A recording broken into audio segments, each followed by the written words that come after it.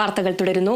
പാതിവില തട്ടിപ്പിൽ ക്രൈംബ്രാഞ്ച് അന്വേഷണം മികച്ച രീതിയിൽ മുന്നോട്ടു പോകുന്നുവെന്ന് മുഖ്യമന്ത്രി പിണറായി വിജയൻ നിയമസഭയിൽ.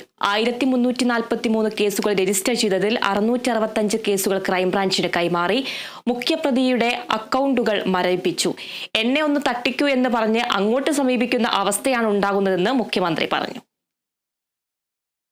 സംസ്ഥാനത്ത് നിരവധി പേരെ വാഗ്ദാനം നൽകി കബളിപ്പിച്ച പാതിവില തട്ടിപ്പുമായി ബന്ധപ്പെട്ട് 12/3/2025 വരെ 1343 കേസുകൾ പോലീസ് രജിസ്റ്റർ ചെയ്തിട്ടുണ്ട്. ഇതിൽ 665 കേസുകൾ ക്രൈംബ്രാഞ്ചിന് കൈമാറാൻ തീരുമാനിച്ചിട്ടുണ്ട്. ക്രൈംബ്രാഞ്ച് ADGPക്കാണ് അന്വേഷണത്തിന്റെ മേൽനോട്ട ചുമതല. മുഖ്യപ്രതിയുടെ ബാങ്ക് അക്കൗണ്ടുകൾ കണ്ടെത്തി മരവിപ്പിച്ചു. തട്ടിപ്പിന്റെ പ്രധാന സൂത്രധാരനായ അനന്തകൃഷ്ണൻ, രവി പന്നക്കൽ, ബഷീർ PP, റിയാസ്, മുഹമ്മദ് ഷാഫി, ആനന്ദകുമാർ എന്നിവരെ ഇതിനകം അറസ്റ്റ് ചെയ്തിട്ടുണ്ട്.